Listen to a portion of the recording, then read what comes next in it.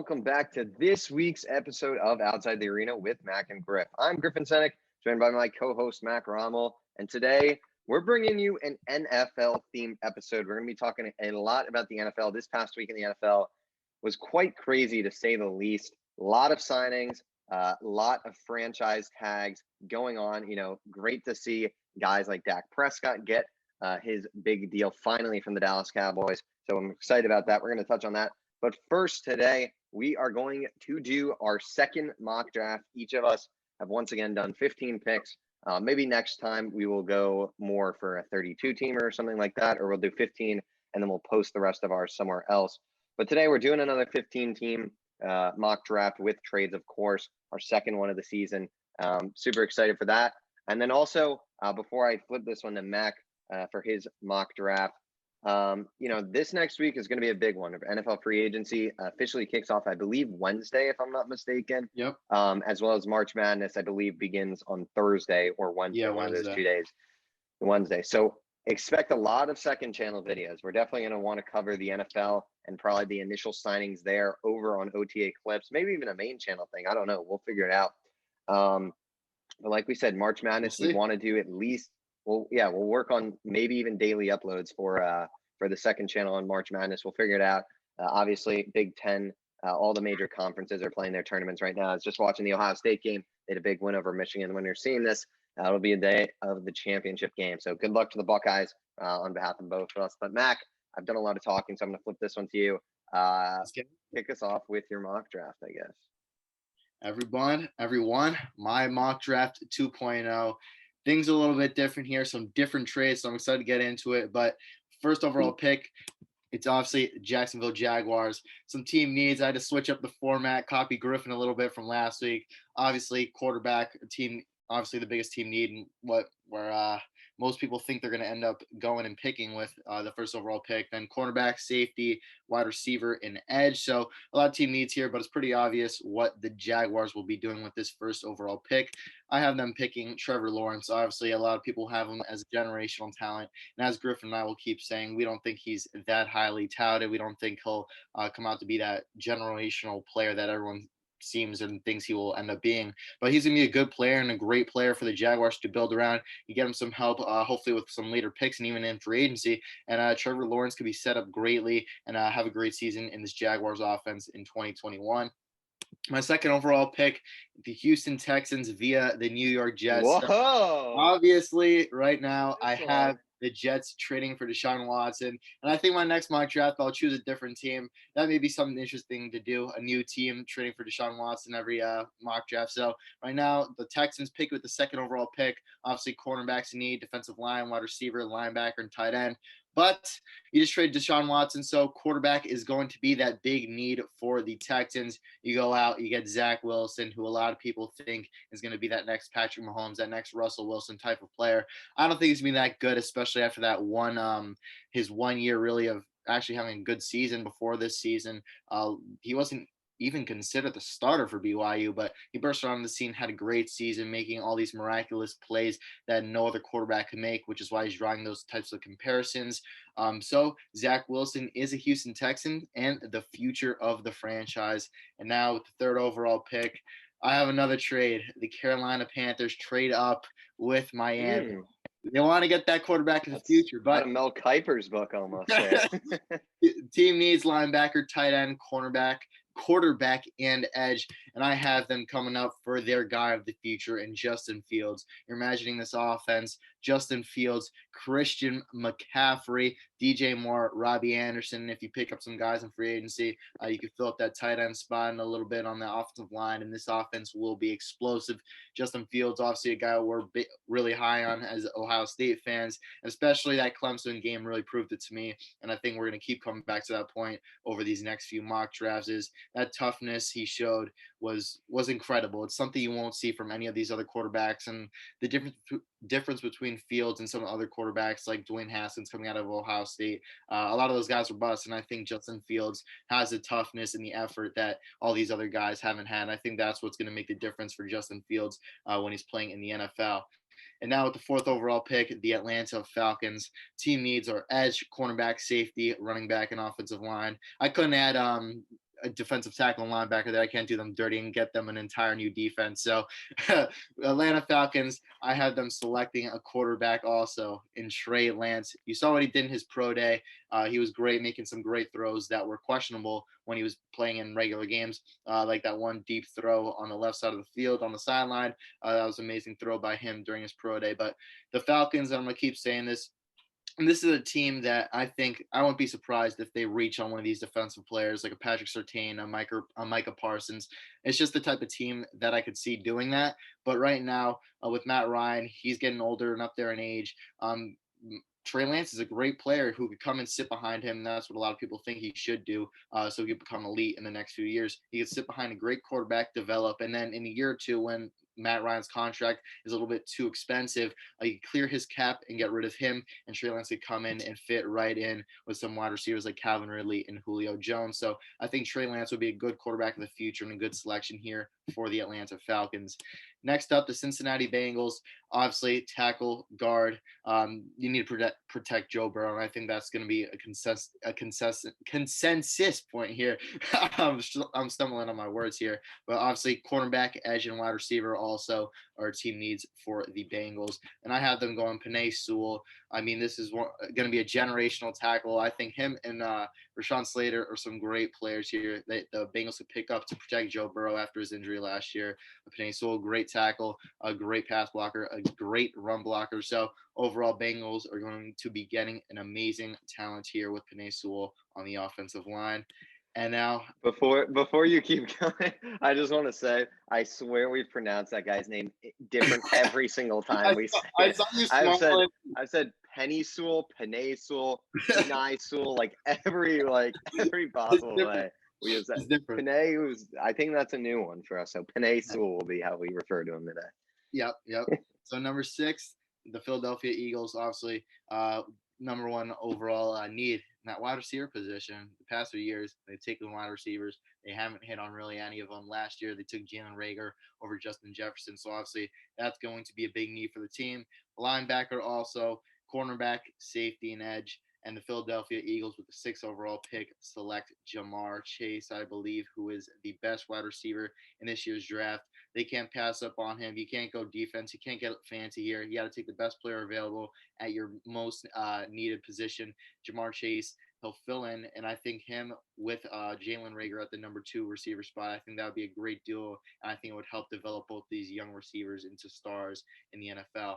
Now, with the 7th overall pick, the Detroit Lions, their team needs obviously a wide receiver where Kenny Golladay, Marvin Jones are going to be leaving free agency, linebacker, edge, cornerback, and obviously quarterback, which we're probably not going to go with and fix this year. We're probably going to take another year or two to see where they want to do and what they want to do with the quarterback position. But I had the Detroit Lions taking Jalen Waddle, the speedster out of Alabama. I think they got to replace that Kenny Golladay and Marvin Jones. Those departures in the draft, and you got to go out there and get, I think, or what would be the closest thing to Tyreek Hill in the past few drafts. He has the hands, he has the route running, he has the speed, most importantly, to go make plays. You can do some jet sweeps, and I think his versatility is going to be something that teams fall in love with. I think the Lions are going to pick him here and add and fill him in for that Kenny Golladay loss. And now with the 8th overall pick, the Miami Dolphins via the Carolina Panthers, as the Carolina Panthers traded up for the 3rd spot. Their needs, obviously, wide receiver, linebacker, running back, defensive line, and safety. In the Miami Dolphins, I think this is a great pick for them. Devonta Smith, a player who they would consider at the 3rd overall pick as well. So I think this draft fell perfectly and went perfectly for them. They're getting a speedster. You're getting a great route runner. You're getting a great guy off the release. He just gets crazy separation. The only knock on him and why I have him as my 3rd wide receiver is his size. I mean, kind of when he's doing his pro day or at the Senior Bowl, not taking his height and weight measurements. I think that was a little bit of a knock on him. So he may be lighter than a lot of people think and expect him to be. So I think that'll be a knock on him, and it's going to continue to be a knock on him. But everything about him is phenomenal. Hopefully he can put on some weight when he gets to the next level and gets to the NFL. But he's a great player, and that's why I have him falling all the way to 8 for the Miami Dolphins. With the 9th pick in the NFL draft, the Denver Broncos team needs cornerback, linebacker, quarterback, defensive tackle, and tackle. And I have them taking Caleb Farley out of Virginia Tech. This guy's a ball hawk. He's great, and I think he has the highest ceiling out of any quarterback in this NFL draft. You lost AJ Boye. He'll come in and he'll replace that spot, and I think he'll be even better than Boye was for the team. So Caleb Farley is a Denver Bronco with the 9th overall pick. And 10th overall, I have a trade. The New England Patriots trade up via Dallas, and their team needs obviously quarterback. I think is the number one need, although they just signed Cam Newton, wide receiver, tight end, edge, and defensive tackle. And at this 10th overall pick, it's no one other than Mac Jones. I think you're a little bit higher on him than I am, but everyone's saying he could go top 10, he could go top 8, whatever it may be. He falls to 10. The Patriots have to make a jump and get their future guy. I think Bill Belichick would be the perfect coach to help bring out his talents. And all the bright spots you saw of him at Alabama. He may have had all the stars, and that's why I'm kind of wary about him being this high of a pick. But if there's a coach that could turn things around and bring out everything he showed at Alabama, it's going to be Bill Belichick. And I think even sitting behind Cam Newton for a year, that could do him great things. And while you develop and build a team around him in New England, I think that would be great for Mac Jones to continue to develop as a quarterback in the future. So 11th pick now, New York Giants. Team needs obviously wide receiver, edge, tight end, cornerback, defensive tackle, and I have them going with the best player available in Kyle Pitts. You have Evan Ingram, but he really hasn't lived up to that first round talent. He has a great route running, as we all know, and Pitts is a very similar player to him. But Pitts, he has the hands. A problem we've seen with Evan Ingram, he drops a lot of balls in a lot of key situations, and I think Pitts will come in and fix that instantly and even help Evan Ingram develop. And I think that would be a great duo. You go out in 2 tight end sets, and this would make their offense flourish, especially with the top 3 receivers gone at this point. Kyle Pitts and New York Giant, that is the pick. 12th overall pick, San Francisco 49ers. Team needs cornerback. Obviously, you're going to likely be, well, your top 6 guys at that position are all free agents this year. Who knows how many you're going to bring back.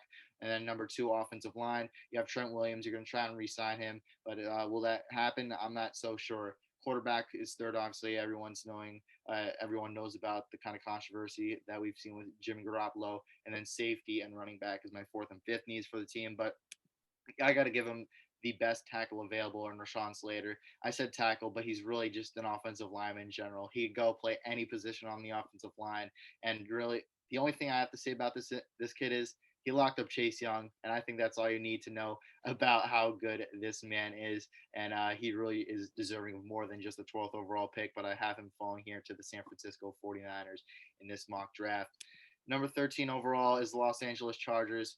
I think this is pretty obvious. I put O-line, not a specific position, because they need help at every position on the offensive line, and then cornerback, edge, tight end, and wide receiver. So with O-line being number 1, I have them taking Christian Darrisaw, the Virginia Tech product. You have to help Justin Herbert up front. He put up spectacular numbers last year as a rookie with a banged-up offensive line, taking a ton of sacks, having a lot of pressure in his face. And I think Darrisaw will come in with Trey Turner, and I think that would help immensely at the offensive line position and protect Joe Burrow a little bit and help Austin Eckler out a little bit as well in the backfield there.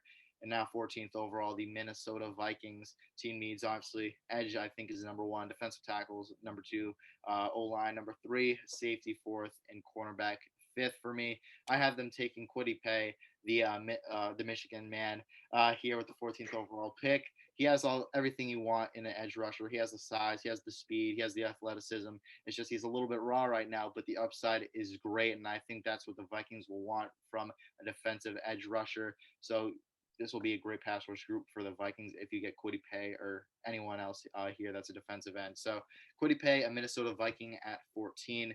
And lastly, Dallas Cowboys via New England. Team needs, obviously, the secondary, cornerback, safety, defensive line. I put offensive tackle in there for all the injuries, the age, the factors of age, and then tight end, 5th. The Dallas Cowboys see Patrick Surtain fall, and you grab him up.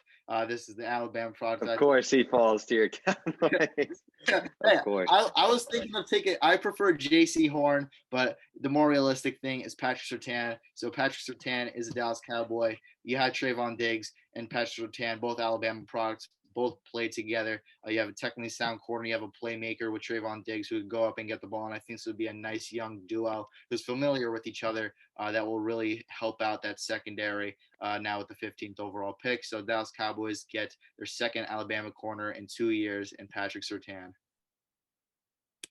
Okay, so there is your mock draft. Pretty different from last week's, I have to say. Yeah. I think Kwity Paye to the Vikings is just a lock for you, though. Is that back-to-back weeks now for Kwity to the Vikings? I think so. Yeah. I think Kwitty's good. I think Kwitty's a lock there. I'm just Kwity, the Michigan man. I like that. All right. Well, that will take us to my mock draft, Senek mock draft 2.0. Oh, can't do that. I forget. All right. So first team is going to be the Jacksonville Jaguars. Team needs QB, obviously, number one. O-line as a whole kind of needs an upgrade, although they tagged Cam Robinson. Safety, I could use some help. D-tackle corner. I could read those. I could go keep on going forever.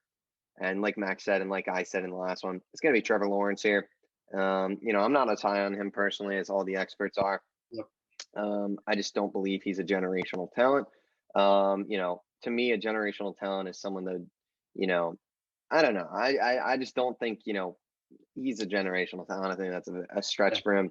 But he will go number one here. He's obviously a fantastic player. He's got a great arm, great legs out of the pocket. He's huge. I mean, he's a 6'6", 240 guy. Exactly what you want in a quarterback, going to be a leader. Will be good. I don't know if he'll be Patrick Mahomes type superstar level. I think he'll be a franchise quarterback, though, to say the least. So the Jags will get Trevor Lawrence. Number two, it's got to be the New York Jets picking this week. Last week I had them trading for Deshaun Watson. To be honest, I just don't see that happening anymore. I truly don't. I'm trying to be optimistic about it as a Jets fan, but I don't know.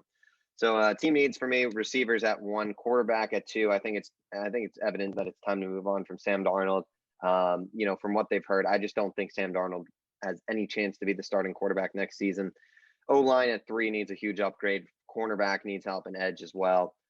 So with the number 2 pick, seems to be the trend right now. So I'm sticking with it. Zach Wilson. A lot of teams like this guy to BYU. They say they see flashes of Pat Mahomes. Obviously played great all season. The really only struggle he had was against that Coastal Carolina game. You can really look at him and say, yes, he had some struggles. But other than that, superstar talent, makes great throws. Exactly another guy you want in a franchise quarterback. Give Robert Saleh and Joe Douglas their new guy. Obviously Joe Douglas came in. Sam Darnold was already there. This gives Joe Douglas, as well as Robert Saleh, a chance to get new quarterback in year 1, and just rebuild under that guy rather than have Darnold. And I think it's just time. Next year would be, I believe, the 5th-year option for Sam Darnold, or in a year or two.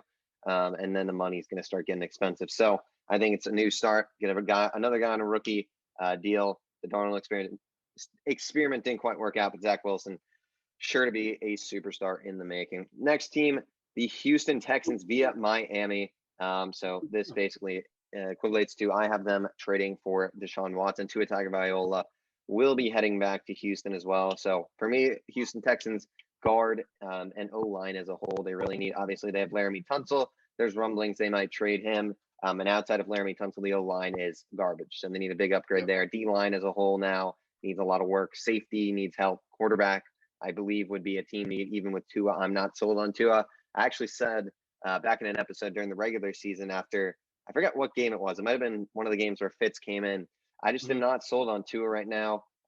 He's not doing enough. He's obviously got plenty of time to develop, but still could be a place to look. But I don't believe they'll go QB unless Zach Wilson's on the board. And then cornerback as well needs help. But they're rebuilding. They're going to start up front, and they are going to draft Penei Sewell, as we're going for him today, I guess. The best player on the board, potentially. This guy has been raved about. Good start for the Texans. They build on the O-line and give Tua Tagovailoa, one of the best tackle duos in the league, potentially, and Laramie Tunsil and Penei Sewell get a chance to rebuild. They just signed Mark Ingram. He's going to change the culture potentially down there. Just get a fresh start, and I think that's what they need. Penei Sewell will be a huge help for that offensive line.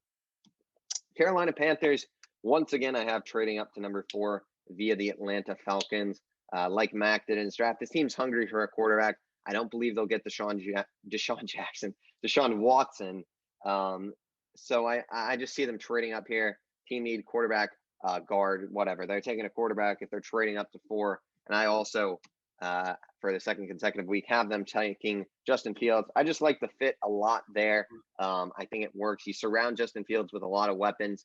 I think he's a guy that does need weapons. He does like looking, or he does like having, his favorite target, targeting them a lot. We saw that at Ohio State with a guy like Chris Olave. He loved 3 loves there, throwing the ball to Chris Olave. And I think you'll see that here with a guy like a DJ Moore, especially Christian McCaffrey. This team would be great. Justin Fields, quarterback of the future of the Carolina Panthers.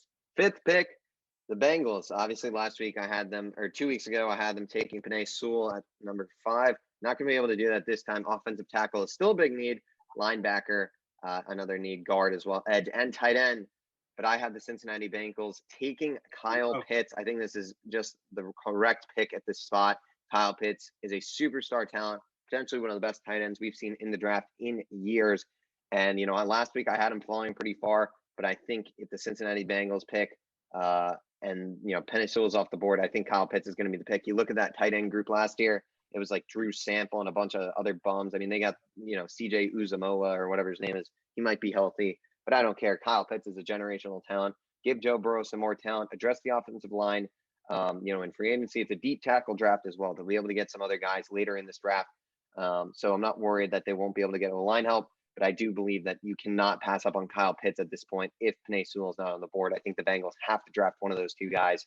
So I got them mocking Kyle Pitts in this one. For the second consecutive week, I have the Denver Broncos trading up to 6. I'm sticking with this pick, which is Trey Lance to Denver. Denver is not sounded. I don't believe Denver likes Drew Lock. I believe they're done with Drew Lock. I believe they want to move on with him. You've heard all these reports. They still have some belief. I don't think so. I don't think it's worth it to bring in a Ryan Fitzpatrick-esque quarterback there and, try and develop Drew Lock at this point. I think Drew Lock is just needs to be moved on from in Denver, and Trey Lance would be a superstar there. Get yourself a guy who can run, throw the ball like Trey Lance. He's a superstar. North Dakota State, they breed quarterbacks. They bred Carson Wentz, who obviously, his status right now is questionable, but, undeniably was a top 10 quarterback at multiple points in his career. So Trey Lance, another Bison from North Dakota State, will be going. This time I got him going to the Denver Broncos. I just like this pick, and I feel like, what were you saying? It's Trey Lance to Denver for you. Quiddy paid Minnesota for me. I guess so, but also I just think Philly will, obviously this is a good receiver. I think, they'll want to get one of those top 3. I think they will go one of those top 3, trading this pick. And to me, I think they'd rather acquire draft capital than select a receiver at 6. 7th pick in the draft, the Detroit Lions. Obviously, wide receiver is a big need. For me, I still believe they need offensive tackle help. That right tackle spot is glaring open. God, I say my words twice so much. It's glaring and it's open. But wide receivers a need. Quarterback is a need. Like Max said, though, I don't believe they'll address it. Linebacker, D tackle as well. But for the second consecutive week, I do believe they will go Rashawn Slater here, the superstar tackle out of Northwestern. Like you said, locked up Chase Young. He can do it. He can play anywhere on the offensive line. You can stick him at right tackle. He'll be great there. And I think this is just a team that right now is far away from winning, just like the Eagles a little bit. Obviously, I do end up, I have mocked the Eagles a wide receiver, but I just feel like the right move for the Detroit Lions is to just build up that offensive line. Receivers are not the hardest position to acquire in the NFL. Obviously, there are superstar talent wide receivers like Jamar Chase, Devontae Smith, and Jalen Waddle in this draft class. But there are always kind of superstar receivers. You can always get a guy who turns out to be a superstar. So for me, I'd rather get a guy like Rashawn Slater for Detroit, and I feel like that's what they're going to end up doing. Build up that O-line, get a guy in Rashawn Slater. That O-line is not too young there as well. They really could use some youth and some guys on rookie contracts on that O-line. So Rashawn Slater, I really like that pick for Detroit. The 8th pick, we got the New England Patriots trading up. This was originally Carolina's pick. In my mock, I had Atlanta trading back once again. Last time I had Atlanta taking Surtain here. I don't believe they're going to do that. So I got New England moving up. For me, their biggest need, wide receiver, definitely their biggest need. Tight end as well, really weak. Linebacker, quarterback, I still believe is a need for them. We'll talk about Cam Newton and that signing after this is done.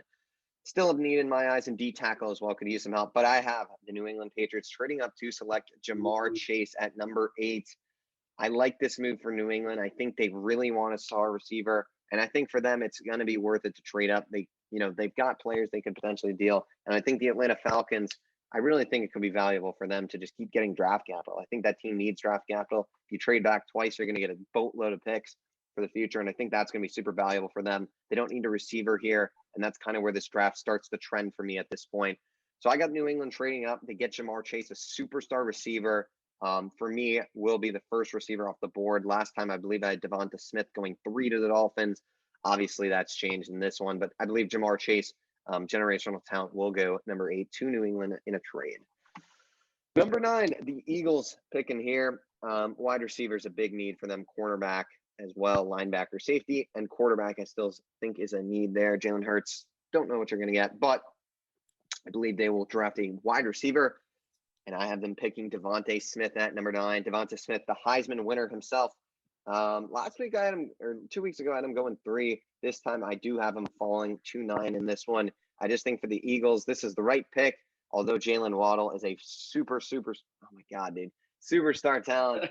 I just think, Devonta Smith could be something special. I don't know. I just think they'd go Devonta Smith here. I think, the speedster is a guy who you don't want to pass up on the Heisman winner at this point for Jalen Waddle. There's more injury concerns, obviously, with Jalen Waddle. The last time we saw him, he was injured. So Devonta Smith, I just think, is also potentially the better player. So I'm losing my voice, but Devonta Smith will be the pick here. Your Dallas Cowboys. They obviously signed Dak Prescott. So quarterback, out of the question here. They won't be taking Mac Jones or any of those guys. Quarterback is their top need in my eyes. D tackle, tight end, edge, safety, doesn't matter. Like you, I have them drafting Patrick Surtain here. They're going to get some cornerback help. Patrick Surtain, in my opinion, the best cornerback in this draft class. And I think it's just a good fit. You pair him, like you said, with Trevon Diggs, 2 Alabama boys, and really improve that secondary for Dallas, which is needed at the moment. They're obviously going to have more money to spend on the defense. Dak Prescott's deal freed up, I believe it was like 16 million cap space, something like that, around that. So big move for them, and this will be a big draft pick, and hopefully the leader of that secondary for years to come for the Dallas Cowboys. Giants, not much has changed with them. They did cut Kevin Zeitler over the week. Good guard there, so could be looking to go guard here. But for me, this pick is the same as last week's. Jalen Waddle. This team wants a receiver. They want a superstar receiver, and Jalen Waddle's just that. This guy easily could be the number 1 receiver taken off the board. I think any of these guys can go before ahead of each other. It's really just going to come down to team's preference. There's no one clear-cut favorite here. So Jalen Waddle, superstar receiver, obviously dealt with an injury for most of the season, but he'll be at full health and he'll be great, ready to go. And the Giants will get themselves a superstar receiver who will also be able to handle a lot of special teams duties for them, which will be very helpful as well. Number 12, I have the San Francisco 49ers picking here. Cornerback is a big need for them. Obviously, Richard Sherman's likely to depart, so they really could use some upgrade there. Quarterback, I do have as a need. It seems like they want to move on from Jimmy Garoppolo, and they're not potentially sold on him. We'll see what happens there. Guard, tackle, obviously, big reports coming out that they're trying desperately, really hard to re-sign Trent Williams. We'll see what happens with that. And edge as well. Preferably an outside linebacker, I think, is a spot for need for them. But in this one, I do have them taking Caleb Farley, the cornerback out of Virginia Tech. Overall, you covered it well. Just a really good player. You had him going first in, the first cornerback off the board. And I think he definitely could be. But for me, I have him as the second. I think a good fit in San Francisco. It's going to be a guy who's going to come in. He's going to play hard in that defense. Obviously, we'll see what that defense looks like without Robert Saleh. But the secondary in that defense is the weak spot right now. You look at that D line. You look at all, the linebacker group led by Fred Warner. To me, that secondary needs some work right now. So Caleb Farley will help desperately there. He's going to be a big help, and good pick for the Niners there. 13, I got the Chargers picking here. Last week they got Kyle Pitts to fall in my mock draft. Not going to happen this time. They need cornerback help. Chris Harris, I believe, retired or they cut him. I don't know what happened, but he's on the team, I don't believe. Tackle, they need guard. They just cut Trey Turner. The former Pro Bowler. So they need O-line help desperately, linebacker, tight end. But I do have them taking Christian Darrisaw in this one. I believe, did you have them taking Darrisaw or do you have them taking Slater? Darrisaw. Darrisaw. So both of us have them taking Christian Darrisaw. Matt covered it pretty well. Another Virginia Tech stud. The Virginia Tech. Oh my God, I can't speak today. The Virginia Tech boys will go back to back in this one. Farley and Darrisaw. Chargers will bring help to Justin Herbert. He desperately needs it. You can play this guy at tackle, and they definitely need to play him there. Probably opposite Brian Bulaga, if I had to guess right now. So he'll go left tackle, and he'll do his thing there, and he'll be a huge help to preventing the edge from injuring the golden child, Justin Herbert himself. Minnesota Vikings. I don't have them drafting Kwity Paye. I'll just put that one out there. Offensive tackle is a need for them for me. They just parted ways with Riley Reef as well this week, so they need help.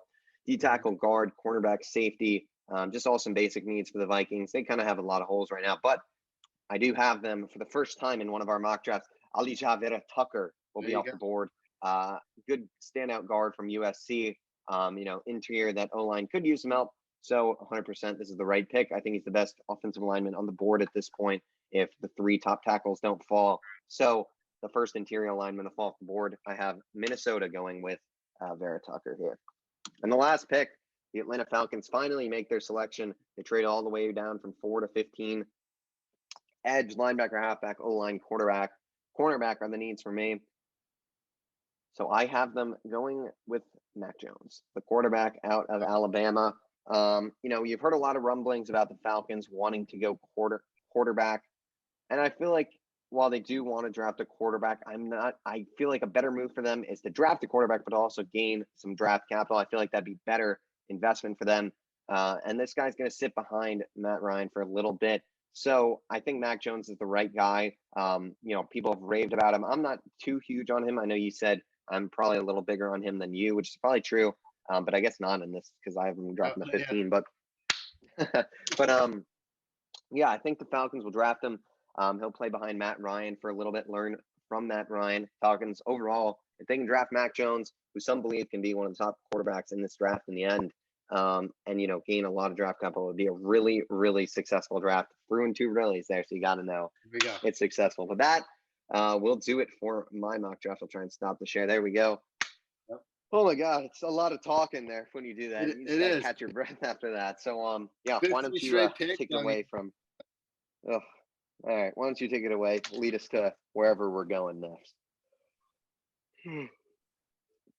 Oh, it froze a little bit there. Yeah, there we go. Could you repeat that real quick? Yeah, I just said you can take it away because I need a breather for a quick second. So yeah. All right, so with that, we both had our 15-team mock drafts, and now we want to get right into some of the key signings, franchise tag players, and then obviously Dak Prescott and Cam Newton, who both signed deals. Cam Newton with a 1-year, $14 million deal, and Dak Prescott with a mega deal, 4 years, $160 million, with $66 million signing bonus and $126 million in guaranteed money. So I guess we could start there with Dak Prescott. I don't know if you want to go first or if you want me to take it away with Dak. I know you're gonna want that little breather, so I'll go. I can start us off. I won't touch on it too much because I know you want to cover it a bunch. But this deal had to get done at the end of the day. It would really be hard to picture this offseason playing out with Dak Prescott going elsewhere.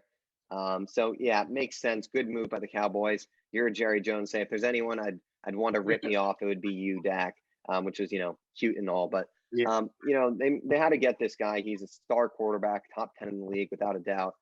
You could say top 5. You can argue whatever you want, but he's in there, up with the best of the best in the league right now. So obviously the money is a lot, $40 million per year, probably a little too much, like Jerry Jones alluded to. But at the end of the day, that's what he was going to get. That's going to be what a superstar quarterback like Dak gets. At the end of the day, he waited out and he got his money at the end of the day. So good move for him. And for Dallas, the move saved them a lot of cap space, which was huge for them because now they're going to be able to go address that defense, which they need to, as well as some other offensive positions like tight end and potentially some positions on that O-line just due to the injury history right now. But I'm still catching my breath. Overall, good signing by them. You kind of saw it coming. a lot of guaranteed money, but good move. They got, saved some cap space in the way of it. So overall, just a smart move by the Dallas Cowboys, and I think they handled themselves in the end. Glad they got it done, and it wasn't really really messy like it had got into at this point. So good in the end that the deal got done. Yep, I 100% agree, and I think this was a move that I think it took a while because both sides did end up seeming to get what they wanted. Dak got his money, $40 million, second highest paid quarterback in NFL history, only behind Patrick Mahomes and Dallas Cowboys. They're giving up a lot of money, but as you said, they are clearing a lot of money with cap space. They're doing something. I really don't get it yet. I think they franchise tagged him so it avoids another franchise tag down the line, so he'll have to get a contract done. There's no trade clause. You can't get franchise tag again, obviously. And then you're obviously seeing things about something over 6 years, which is why the cap space isn't taking a big hit. You're clearing up the 19 mil or whatever it was, 16 mil this year. So that's a big difference compared to what it would have been from a franchise tag. So you're gaining, the Dallas Cowboys are gaining money. You get to elude and get players in other positions, as you said, defensively. That would be a big part for the Dallas Cowboys. So I really do think both teams won in their own manners. Of course, Jerry Jones, the businessman, he knew how to get this deal done and get it to work out for both sides, and they did just that. Dak Prescott, obviously one of the better quarterbacks in the league, and I think he's only on the way up. Last year, you saw only through 5 games, he was on pace to break the passing yards record. He had 9 touchdowns, and Well, a lot of those were blowout games that they ended up. But he was still on pace for it, and that's the only thing that matters. He was on pace. But he was doing it all with a banged up O-line, really had no help from his defense. So Dak Prescott, a great overall player, and this deal is amazing for both teams. Now, could they go out, get some players in free agency to help up with, as you said, the O-line, maybe get some backups in there in case there are injuries and things like that. But Dak Prescott, he got his money. And I think the most important thing from this is that you can't wait too long to sign your quarterback, and other teams are going to learn from this. Now you're going to see the Ravens with Lamar Jackson. You can't take too long. You're going to see the Bills with Josh Allen. You can't take too long.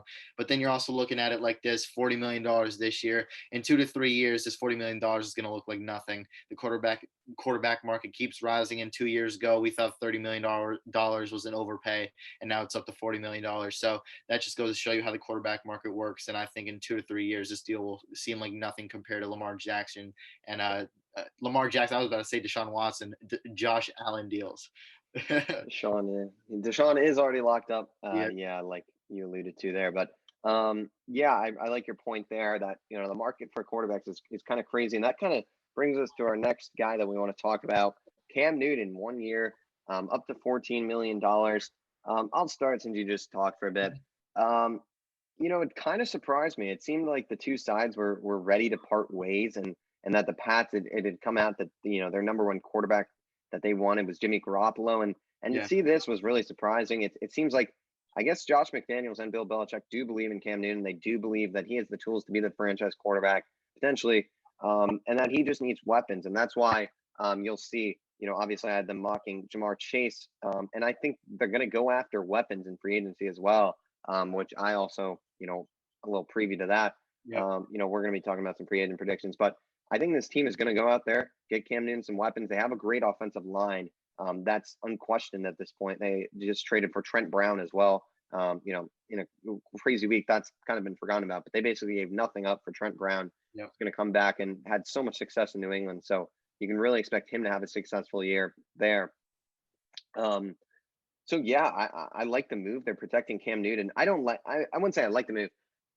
I don't think it's a bad move for them. I'm not so sure of myself in how much I believe in Cam Newton at this point in his career as a passer. Obviously, the rushing is kind of undeniable at this point, but we'll see. This year, they're going to go out and get some receivers, get some options for him. So, he's got to prove that it's not he's not the problem. It was the lack of talent around him that was the problem. We obviously saw that with Tom Brady. So maybe this is New England saying, hey, for the past few years, we haven't surrounded our quarterback with talent, and that's bit us in the ass. Look what Tom Brady just did. He just won a Super Bowl when you put some talent around him. So maybe that's what they think. Maybe they do believe Cam win the Super Bowl with some talent. So we'll see. But it was a shocker when I first heard.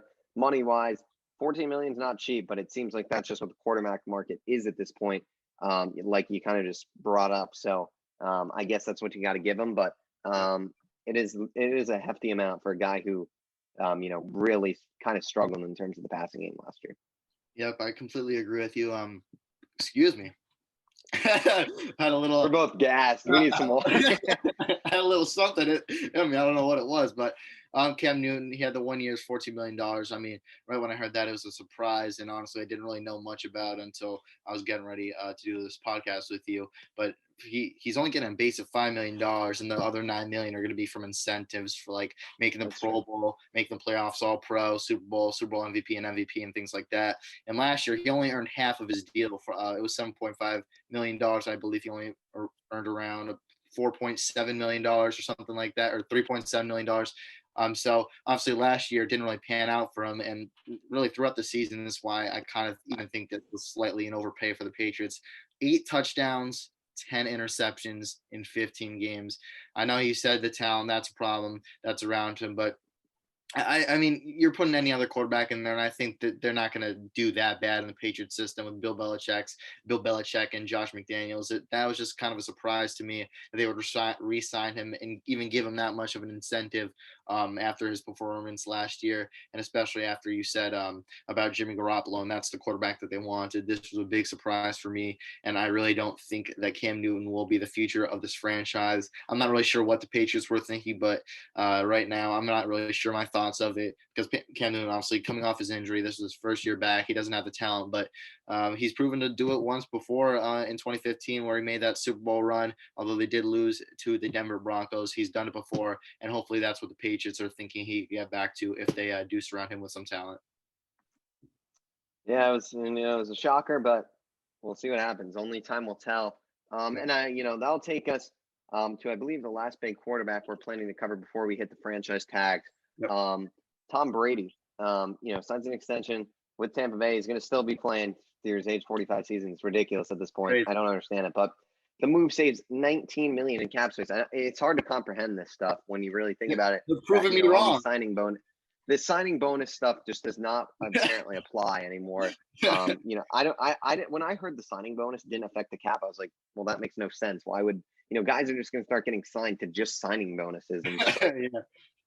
like, why not? I mean, geez, but they already brought back Levante David this week. They tagged Chris Godwin. So Mac, it seems like Shaq Barrett is almost a guarantee to come back at this point, and then they're going to be able to bring back a bunch of other guys.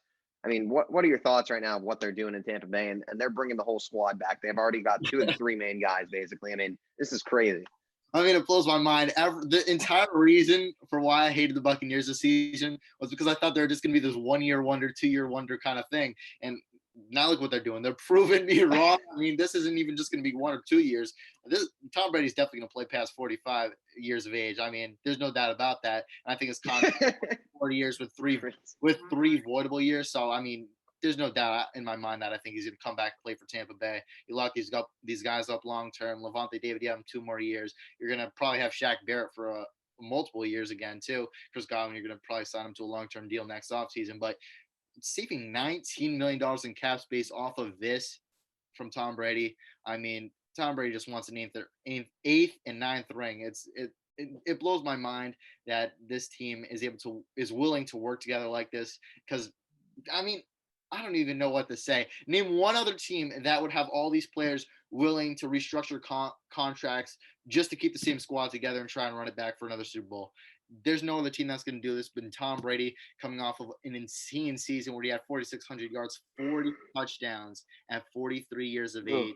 It blows my mind. God. This team signed Gronk, Shaq Barrett, and somehow Leonard Fournette. This team is going to be the exact same as last year, basically. Yeah, I mean, it shows you, man. These guys want to win, and you have to respect that about them. At the end of the day, they've got all their draft capital. I mean, they haven't lost a thing. It's crazy. I mean, and look at what they did in the draft last year. They drafted Tristan Wirfs and Antoine Winfield, 2 of the best rookies. Probably 2 top 10 rookies this past season. And they hit on their picks, and that's what happens when you hit on your picks. You build such a strong foundation, and you bring in guys like Tom Brady and Gronk and AB even to cap it off. I mean, it's insane. It just blows my mind how good this team is, how good they're going to be. After they won that Super Bowl, and you could tell that they clicked after a certain point, and they didn't lose after that. They went they won their last 7 or 8 games to end the season, and I think that went like unnoticed. Like, I saw that recently, I was like, oh my god, they did. Like, this team just got hot, and they couldn't be beaten. After couldn't be beaten, and No, and that defense, that front seven is unstoppable. And I think this team is honestly, if they bring everyone back, I think they should be the Super Bowl favorites. I don't care about the Kansas City Chiefs. Their O line is in shambles right now. We're going to talk about that in a brief minute, probably. Yep. But their O line is a mess. That right now, to me, Tampa Bay is the best team in the NFL, and that's what I'm sticking with. I don't believe there's a team quite built like Tampa Bay right now. It's pretty crazy too if you think about it. You may be just starting a little bit of a dynasty with a 43-year-old quarterback. It's wild. It's wild. Blows your mind. All right. Well, with that, we can, I guess, turn our attention to some of the franchise tagged players this past week. Obviously, I don't know what the total number of tags were. I don't know if you have it. There were a bunch. I think it was 8. 8. All right. So Marcus Williams, Justin Simmons, Taylor Moton, Marcus May, Leonard Williams, Brandon Sheriff, Chris Godwin, Cam Robinson, and Allen Robinson all received the franchise tag. Obviously, some big players didn't. Kenny Galladay and Aaron Jones, probably the most notable. So, Mac, I'll start with you. Maybe what was one of those guys that you were a little surprised with that did get tagged, or that you liked the move of them getting tagged? And then what was a guy or two that you were surprised that didn't end up getting franchise tagged? Honestly, I'm surprised. Cam Robinson. It kind of feels like you're just tagging a guy to tag a guy. That's kind of what that move seemed to me. Who I was surprised. I really wasn't surprised with these other guys getting tagged. I was hoping for Marcus Williams to not get tagged though, because that's the guy I wanted on my Dallas Cowboys. But the guy, I'm gonna go a little bit different than you, because I know there's one guy you have in mind that you want to talk about that wasn't tagged, and my guy is gonna be Aaron Jones. Teams, they don't like playing the big money to running backs right now after you're seeing what all these guys have done. I mean, you're seeing guys like Christian McCaffrey, who is obviously proving that trend wrong. All the guys who get these big money contracts haven't seemed to pan out, and you're seeing players like Ezekiel Elliott, who's kind of falling off a little bit since getting that money, Todd Gurley, who fell off since getting his money. All these guys who were once considered top 3 backs in the league just have a massive drop off after getting their money. But Aaron Jones, I think you're not locking him up long term. A franchise tag is 1 year thing, and I think signing him for 1 year on the franchise tag would be able to prove to you if he's going to be more of a Christian McCaffrey, where he doesn't trend downwards after getting his money, or if he's going to be an Ezekiel Elliott or Todd Gurley, where it starts to trend downward after getting some money. So I think Aaron Jones, that would have been a good franchise tag decision for the Packers, because you could find out, is he your running back of the future, or is he not, just based on 1 year and based on everything he's done the past few years. He's been absolutely amazing. This year, I believe he had like 1,100 yards, 9 touchdowns or something like that. But he's been a key part of this offense. And just to get rid of him and now have a guy like A.J. Dillon take over, who really hasn't shown that the ability that he could do much in the run game, it just kind of makes no sense to me. So they're going to have to go out there and find a guy to replace Aaron Jones this offseason. Yeah, I agree with that. I was surprised also by Cam Robinson. But at the end of the day, I do think it made sense at the end of the day. It's still young. They still have hope for development under, obviously, Urban Meyer's new staff. They obviously believe they saw something that they can build upon. And they got a lot of cap space, and they're not going to spend it all, let's be honest here. Not that many guys are going to want to sign with Jacksonville this offseason quite yet, just because they're obviously still far away from winning. Even with Trevor Lawrence there, I don't believe they're a contender right away. One guy, that did surprise, or I'll just say one guy I liked. I liked Marcus May, the Jets tagging him. I think he's such a key part of that defense. He's probably the best. He's the best player on that defense right now, and you got to keep him. He is a star. I really hope they extend him. He really came, into his own this year, and just a leader, top safety in the league. Him and Jamal, they were, if they played together this year, they probably would have been arguably the best safety duo in the league. He wasn't blitz boy with the Jets. He wasn't just true with the Jets. He wasn't just blitz with the Jets. So I like the Marcus May move. Was a little surprised about Cam Robinson. And the guy who I am really surprised didn't get tagged was Kenny Galladay. When we predicted his free agency, I believe we both had him staying in Detroit because we both thought he would be tagged. And I truly did believe Kenny Galladay would be tagged. I was really surprised to hear they didn't. But at the end of the day, I think it was the best move for both sides.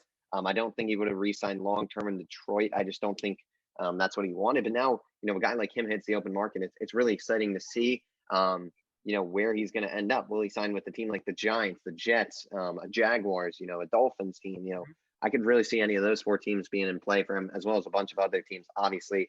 a lot of people are going to be buying for him as he's, probably the top free agent wide receiver right now, with Allen Robinson and Chris Godwin both receiving the franchise tag. So really surprised there, as well as Aaron Jones, like you said.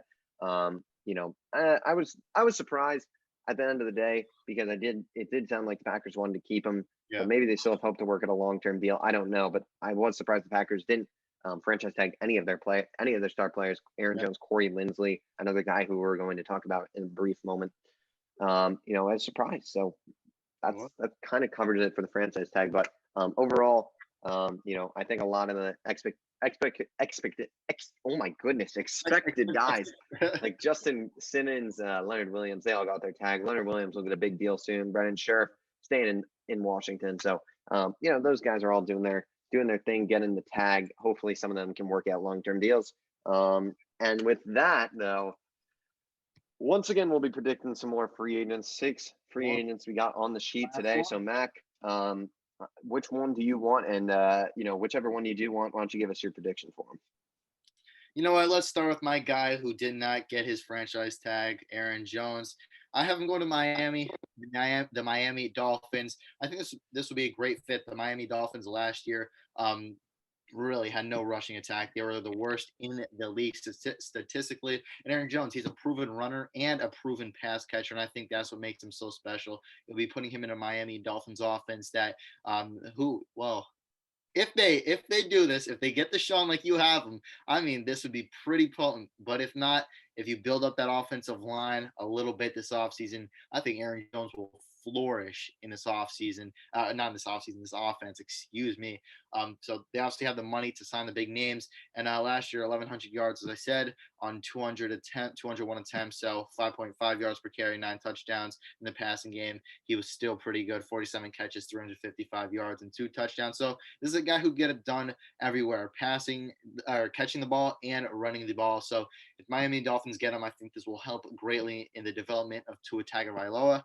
Or if you get him an offensive line too, I think he will flourish and get even better than he was with the Packers. We're 1 for 1 to start the week. I also have Aaron Jones going to Miami. I think it makes a lot of sense. This team, obviously, they had Myles Gaskin, who was all right this past season, but they want a superstar on that offense, and Aaron Jones is a superstar. You're going to get a star running back, and you're just going to be able to put him in that backfield and just really have someone you can trust. He's had 25 rushing touchdowns the past 2 seasons, 2,000 plus rushing years in both those years, and he did not play 16 games this year either. So he's doing that without playing a full season. That's impressive. Like you said, he's a pass catcher as well. And I just think he's really has untapped potential. He's only really started 2 whole seasons in the league. So, his legs are not as used up as some of these other guys, like a Zeke, for example, when he signed his long-term deal. Aaron Jones still should be pretty fresh, ready to go. So I do believe Aaron Jones has a lot left in the tank, and I think Miami's a good spot for him. They want to star on that offense, and I think, Aaron Jones, put him in the backfield. It's really the best option you can get at running back right now. So I like Aaron Jones to Miami. Yep, 100%. We're 1 for 1 this week. The other week, I believe he started off 5 for 5 or 4 for 4 before our the wide receiver week. I think it was 5. It might have been 5. We might have gone to 5. We may have been 5 for 6 that week. Yeah, I think we were. I forget last week. I think we got a few last week. But Yep. So you want to choose who we go over next? Sure. Why don't we do? I'll just go in order of what I have. Mitchell Schwartz. Do you want me to talk about him, or do you want to start? You just talked. I guess I could take this away. I don't really have too much to say about this, but I think this would be a great fit. As you saw, the Jacksonville Jaguars. We both have them taking Trevor Lawrence. You got to protect Trevor Lawrence up front, and they have the money just to do so. You could afford a big time offensive lineman, free agent, and Mitchell Schwartz. They have the money for him, obviously, as I just said. And you're going to be getting one of the best tackles in the league. He's maybe getting up there in age, but a veteran up there on the offensive line will help. Whether you're drafting some more guys, whether you're signing some younger free agents, I think one of the best tackles in the league will really help the offensive line. But most importantly, I think it will help in the development of Trevor Lawrence. Unfortunately, we won't be going 6 for 6 this week. I have Mitchell Schwartz going to the desert. I'm going to the Arizona Cardinals. I like this pick. They need to protect Kyler Murray, and I think that's going to be a big part of their focus for the remainder of the offseason. Right now, the right tackle in the depth chart is Kelvin Beachum, and for me, that's a problem.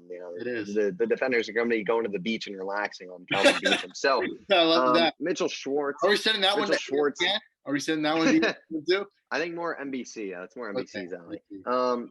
But Mitchell Schwartz, he's like you say, he's a top tackle in the league. He started every, 16 games every season except this past one. Obviously, he is getting up there in age, but regardless, superstar tackle. Was a little surprised that he got cut by the Chiefs, to be honest, but seems like they're going a different route, trying to save a lot of money there.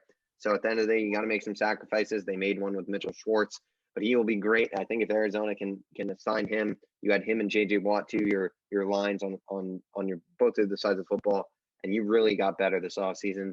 And this would be a huge move just in terms of upgrading that O line. I think that would be a substantial addition to that offense, and would potentially allow Kyler Murray to continue to develop to that next level. So I got Mitchell Schwartz to the Cardinals. There you go. Two great picks, Jaguars and the Arizona Cardinals, two teams in need of some offensive line help to develop some of their younger quarterbacks. Next up, I think we should stick on the offensive line. And let's go with Corey Linsley, the Green Bay Packer, or the former Green Bay Packer, who wasn't franchise tagged and who hasn't gotten a long-term deal yet. So I guess I'll start with this one. And I think this would be a nice pairing for the Miami Dolphins to have Aaron Jones and have some help up there with Corey Linsley. As I said, the Dolphins, they have the money. They're up there with the Jaguars in money, and they're one of the better teams in the league already. So you're adding Aaron Jones, you're adding Corey Linsley, and your offensive line, your running game, and your quarterback and receiving play will all be elevated just by those two moves. And I think that would make you one of the best teams in the league right away. And you could really compete for. I'd even have them up there for an AFC Championship this year if they pull off two of those moves, and especially with that high draft pick, you get another receiver. I mean, this offense would be scary, but Corey Linsley easily one of the best centers in the league, and because the Packers don't have the money for him, he's likely not going to get signed. He would help out a lot for Tua, a lot for Aaron Jones, and I think this would be a filthy offense for the Dolphins if they get Corey Linsley as well. I like that pick. I have them going to the Chargers. I think the Chargers are in need of some O-line help. We both mocked them. Christian Darrisaw from Virginia Tech, but Mike Pouncey just retired. Trey Turner was released. So the interior of that O-line, it's really slim to none at this point. They need protection for Justin Herbert, and that's got to be the focus this offseason. The defense isn't too terrible there, to be honest. So honestly, like, the defense isn't the issue. It's the offensive line right now that needs a lot of work. So Corey Linsley, one of the best centers. I believe he was one of the highest PFF graded centers of the season. He's going to head out to LA, and he's really going to be the star centerpiece of this O-line. And they're going to get a huge boost to that O-line, and that's what they need right now. They have the money to sign him. And I think for me, this is just, the move that makes a lot of sense for them. Give a guy to, snap the ball to Justin Herbert. That's one of the best in the business, and lead that O-line in the center that, they need. So Corey Linsley is going to replace Mike Pouncey as the center of the LA Chargers this year. Great pick. And we'll go to another offensive lineman to finish it off for these free agent offensive lineman picks, and that's Joe Thuney. And as you had, Corey Linsley going to the Chargers, I have Joe Thuney going to the Chargers. So two offensive linemen. You have one going to the Chargers. I have another. Year after year, for Joe Thuney, he gets better and better, and I think that's what's great and why he would fit so well with the Chargers. And right now, he's even at the point where he's one of the most dominant guards in football. And last year in this offense, Justin Herbert, he proved he could do it all with barely any offensive line help. You get him some offensive line help through free agency and in the draft, and I honestly and genuinely think Justin Herbert could have an MVP-like season next year. Offensive line help, you're going to help Eckler out, you're going to help Justin Herbert out. I think this would be a phenomenal addition for the Chargers to get Justin Herbert where he wants to be. I had to do it. I had to put him on my New York Jets. I got to give him a guy each time, basically. The Jets need O-line help. That's not, that's known by almost everyone. They've tried to be cute with it these past few years and go with like a Greg Van Road and a George Fan. And, Mekhi Becton was a great pick. They hit on that one, but they do need O-line help. So I think pairing Joe Thuney on the left side of that offensive line with Mekhi Becton is a great start for the Jets. Their guard is really thin. They obviously, I've just brought up Greg Van Roden, but Alex Lewis is another starting guard. They just need help there. Joe Thuney, I think, the Jets are going to be able to pay him. They shouldn't get outbid for him necessarily. And the Jets, out of the three alignment, I do think that, either Lindsley or Thuney would be good additions for them. I think they need to go sign one of those guys for sure. Schwartz is great, but he is up there in age. I think getting a more younger guard is of the essence for the Jets. So I think Joe Thuney, you get to take him away from the Patriots. So that's a win in its own. And then you also get to add him to your own line and, build in the trenches. I think that's what Robert Saleh is going to want to focus on. You look at what he did in San Francisco on that D line. He built such a great D line. I want to see him do that, obviously, in New York with the Jets on the defensive side, but also the offensive side. It feels like the Jets have really never had a great O-line in years, ever since I can remember. I've never, been able to remember a great Jets O-line. The best offensive line that they've recently had was probably Nick Mangold, the center. So maybe Joe Thuney will be that next great Jets alignment. I got Joe Thuney going to gangrene. There you go. I loved how you put it. Take him right away from the Patriots, put him on the Jets, division rivals. I think that would be a great signing for the New York Jets. Next up, I'm going to give us Jonnu Smith, and I have him going to the New England Patriots. So you may be adding Joe Thuney. The Patriots are adding Jonnu Smith. This is a team that has relied really a lot on their tight end production for a long time now. Ever since Gronk left, they haven't had a tight end who can make plays, who can contribute in the red zone. And Jonnu Smith will provide you with just that. He could go and he could get a lot of touchdowns. In this past season, he proved that yet again. With only 41 catches on 448 yards, this guy had I was about to say 48 touchdowns for some reason. 8 touchdowns. So you're obviously getting that red zone and end zone threat in Jonnu Smith, and I think that's what the Patriots want. And now with Cam Newton, he'll be able to get some more throwing and passing touchdowns, and that's a piece that I think the Patriots will need to add if they want to help out this offense and get some talent around Cam Newton to make some plays. I have Jonnu Smith staying in the AFC South. He's going to be going to a different team, though. The Jacksonville Jaguars are the team I have Jonnu Smith going to. Look, they need weapons for Trevor Lawrence. That offense right now, you think of DJ Chark, you think of Laviska Shenault, James Robinson.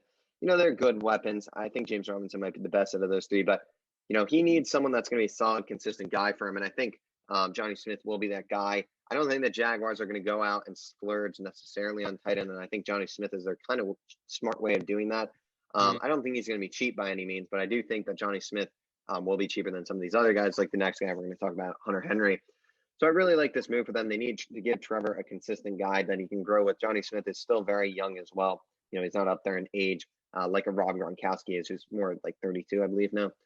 So Jonnu Smith, young, controllable tight end you can grab. You can grow and develop him with Trevor Lawrence at the same time. I just think it makes a lot of sense for Jonnu Smith to go to Jacksonville. They need tight end help. I believe Tyler Eifert, like O'Shaughnessy or whatever his name was, is playing tight end there this year. So the spot's wide open for Johnny to just come in and get some catches. So, I think that'd be a good move. I definitely think it's a position they need to look into. So Jonnu Smith to the Jacksonville Jaguars. I really like that move for Jacksonville. Hey, it looks like we're really liking the Jaguars here with these free agency picks the past few weeks. And now, as you preluded to before, Hunter Henry, our last free agency prediction before next week when we're going to have to break down some of these signings. And I have him going to the Carolina Panthers. I know a lot of people might not have heard this one, but I think this would be a great fit.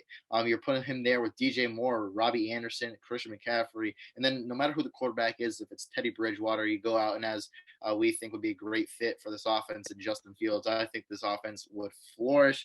Tight ends obviously needing this offense, and Hunter Henry could block and he could catch the ball, especially in the end zone.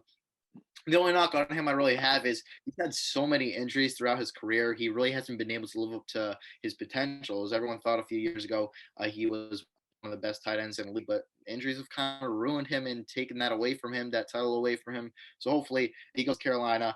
He could hopefully stay healthy, and I think he would have the potential to be a top 5, top 6, top 7-ish tight end. Of course, past 2 seasons have been great, and then 2 balls dropped last season. So that just goes to show you how his hands are, and I think that'd be a great fit for Matt Rule and his offense. Yeah, a little lag there. I heard it all, but the video is a little laggy. It's on my end, so I apologize for that. Hopefully, it doesn't come out in the video itself. But what can we do at the end of the day? Interesting pick, though. I like the idea of Hunter Henry going to Carolina, but I have him going to New England. I do think, like you, they will go for a tight end, and I like this move a lot for them. Obviously, they need weapons. I kind of alluded to it in my mock draft that I'd, have them grabbing one. Jamar Chase, I had them obviously trading up for, and I think pairing, Hunter Henry on this offense with Cam Newton, it just gives Cam another weapon.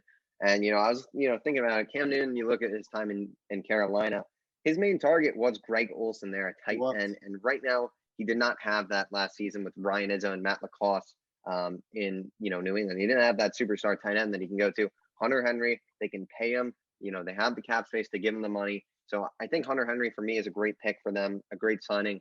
He's a top 5 to 7 tight end in my opinion, who is going to give Cam his Greg Olsen type target in New England that I think he needs to flourish in the passing game. He just needs someone he can trust, someone that he can hit over the middle of the field. And I think Hunter Henry is going to be that guy. I think he would really do well, and maybe he could even develop into someone who gets turns into a Gronk like type player. Obviously, he's not going to be the same as Gronk. He's not the same.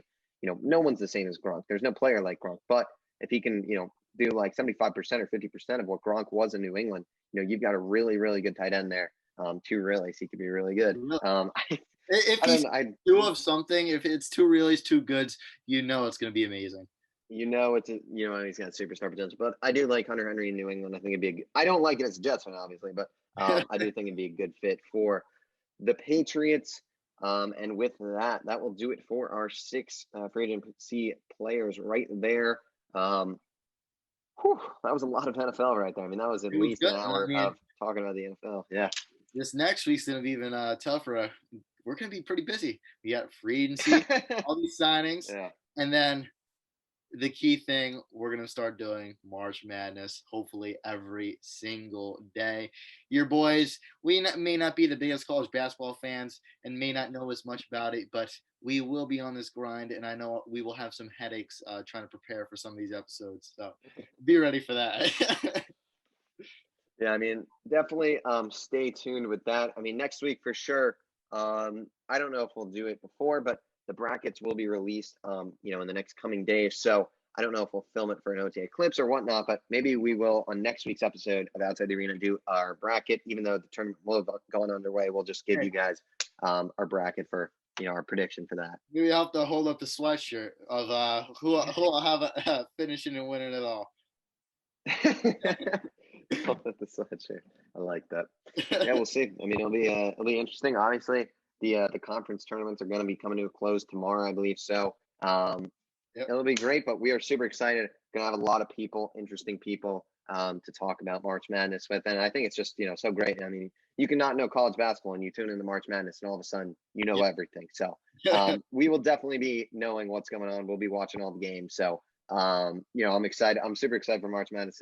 Obviously, it was a bummer last year when it was canceled. So expect some great coverage of March Madness over on OTA Clips.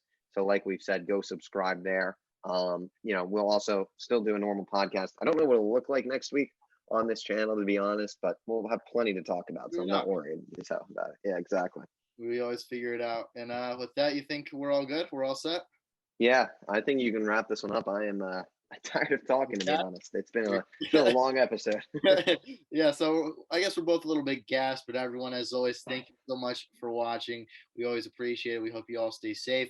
And of course, as we just we're talking about, next week we'll probably break down some free agency things on this channel, and then of course March Madness. We're gonna try and be putting out daily episodes on OTA Clips. You can go subscribe to us over there on YouTube. Make sure to like, comment, subscribe on both channels here and on OTA Clips. We always appreciate you all for watching. Make sure to follow us on our social medias. Our Instagrams are mac.rommel. Griffin's Instagram is Griffin Senek.